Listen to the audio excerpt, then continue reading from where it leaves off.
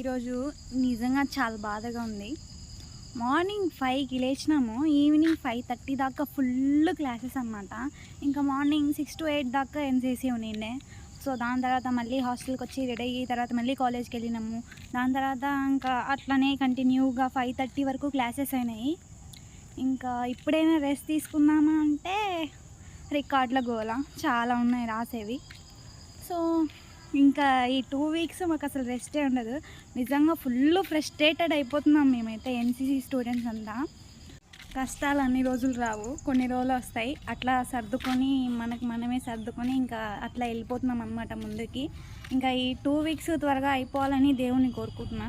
ఎంత త్వరగా అయిపోతే అంత త్వరగా మంచిగా పీస్‌ఫుల్‌గా ఉండొచ్చు. దాని తర్వాత కూడా పీస్‌ఫుల్‌గా ఏమి ఉండదు. తర్వాత ఇన్సెక్ట్ కలెక్షన్ అంటారు. ఇంకా మిడ్ వచ్చేస్తాయి. ఇంకా హెర్బేరియం షీట్లు, రికార్డులు, ఇంకా అసైన్‌మెంట్లు, చార్ట్స్ చాలా